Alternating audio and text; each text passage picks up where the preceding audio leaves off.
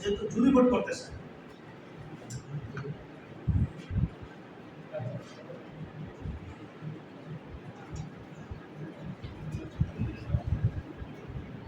উনি তো বলছে যে ওরা দিয়ে আসলো আপত্তিটা বিরোধী আসলো আপত্তি আপনাদের বিষয় কিনে নবিলা না সেটা সেরকম কথা বলবো না আমরা অনেকে বলছে বলতে মানে কাটছে না আমি যারা জীবন করবো তাদেরকে বলতেছি আমার এখানে কোনো এই যে পূর্বকের ইতিহাস কাহিনী না।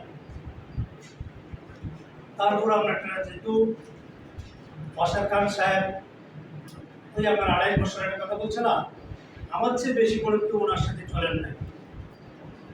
হয়তো আজকে এই বিষয়টাকে আমার আর ওনার মধ্যে আপনাদের মাধ্যমে অনেকের মাধ্যমে হয়েছে, যেহেতু উনি প্রস্তাব দিচ্ছেন চুরি করার জন্য, ওনার উপরে অনেকে বক্তব্য দিয়েছেন। একটা চুরি করে যাইতে হলে আমি যে ওনার সামঞ্জস্য লোক ছিলাম বা এটা আমিও যে ওনাকে একটা ইয়া ছিলাম, আমার কি কোনো মনের আবেগ নাই?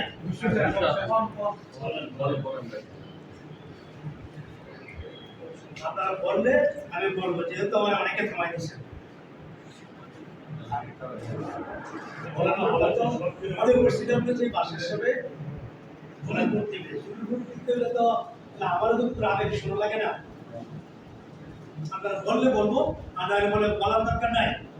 এটা শিক্ষা প্রতিষ্ঠান, আমি কি করেছি না করেছি অনেকে হয়তো বা অবগত ছিলেন না, যারা অনেকে বক্তব্য দিয়ে গেছেন, অনেকে কিন্তু মাস্কিতে দিয়ে গেছেন। আমি সেটাকে নেগেটিভ সাইডে কোনো বলি না, পজিটিভ সাইডে অনেকে এটা বিষয়টা জানেন না। এখন যদি মনে করেন যে না তোমার কোনো বক্তব্য নাই, আমরা যদি কোনো সিদ্ধান্ত দেবো, ওকে আমার কোনো কথা নেই। আর যদি মনে করেন যে আমরা যেহেতু জুনিপুরে যাবো, অনেকে বিষয়টা জানেন না, জুনিপুরে দেয়া অনেকে বিষয়টা এখন তো শুনছেন একবার জিজ্ঞাসা করতে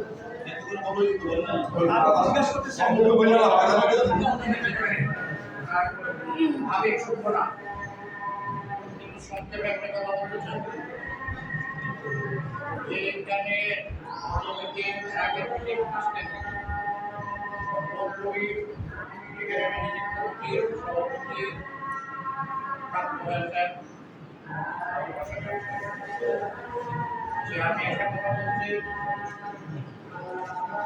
এখন বসার সাহেব বলে গেছেন আমার মাধ্যমে চেয়ারম্যান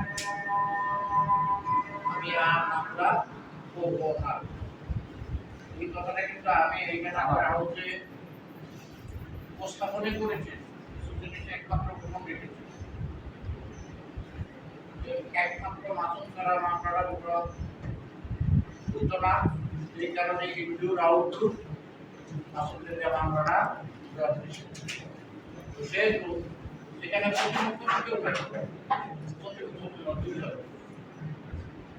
সংক্ষেপ কথা কিন্তু বলতে পারে। আসসালামু আলাইকুম।